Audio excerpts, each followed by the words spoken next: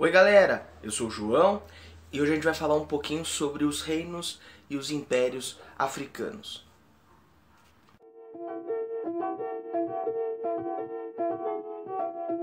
O pessoal tem essa ideia de que o continente africano é um continente de atraso, de doença, de morte, e não é por aí. A primeira coisa que a gente tem que lembrar é que o continente africano ele tem uma variedade étnica muito grande, uma variedade cultural muito grande, e a questão do clima, relevo, vegetação serem também muito diferentes em toda a sua extensão, vão garantir a formação de diferentes sociedades, diferentes culturas e diferentes formas de organização política e social e cultural na África.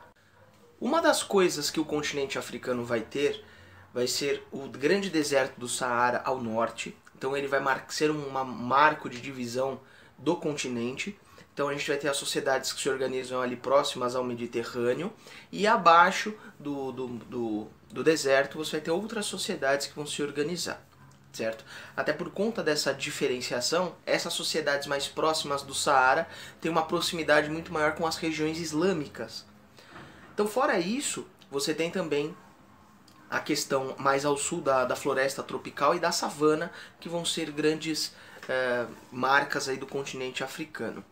A questão da hidrografia também vai influenciar nessa questão. Você tem que pensar que existem outras sociedades que também se desenvolveram próximas dos rios. Então você vai ter o rio Congo, o rio Níger, o rio Senegal, o rio Zambeze, rio Orange e o rio Nilo também, óbvio. Mas esses outros rios propiciaram a formação de sociedades, culturas dos mais diferentes tamanhos, dos mais diferentes formatos.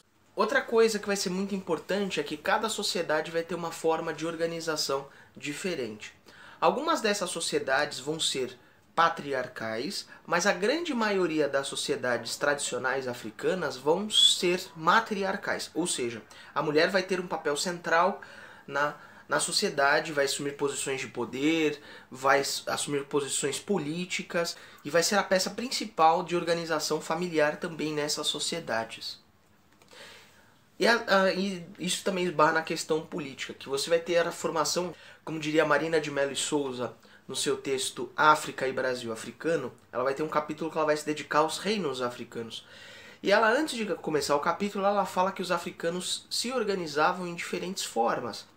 Então você tinha desde aqueles grupos que se organizavam em aldeias, baseadas no conceito da família, e que cada sociedade tinha o seu conselho e as suas lideranças que organizavam, e que algumas trocas comerciais influenciavam a formação de alianças entre essas aldeias, e essas alianças se formavam as confederações, e a junção desses conselhos, dessas grandes alianças das confederações, formavam-se os reinos, e a junção desses reinos por aliança ou conquista militar formavam os impérios.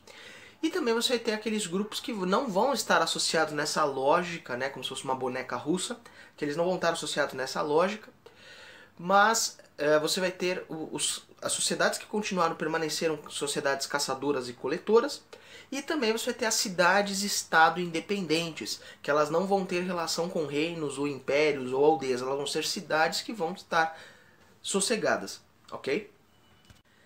E na questão econômica, você também vai ter uma variedade econômica muito grande. Então, desde os grupos caçadores e coletores, aqueles que já cultivavam seus alimentos e criavam seus animais, desde aquelas regiões que já tinham um comércio local, aquela região que já tinha um comércio mais extenso, de longa distância. Então, a partir de todos esses fatores, a economia vai ser muito relacionada às circunstâncias locais. E além disso, essas rotas de longa distância também tinham relações comerciais com civilizações de outros continentes.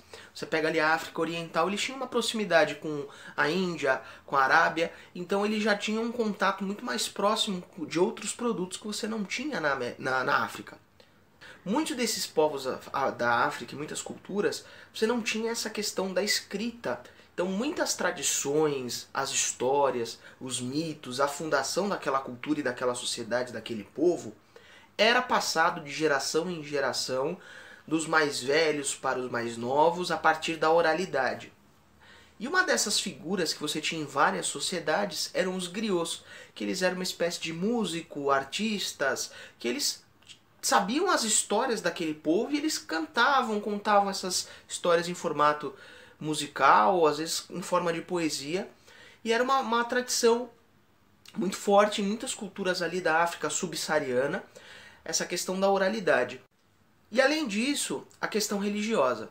Muitos dos lugares vão ser religiões tradicionais, né, voltadas com a questão da ancestralidade, a questão da memória, a questão dos orixás. Então, muitas sociedades abaixo ali do Saara vão ter essa influência.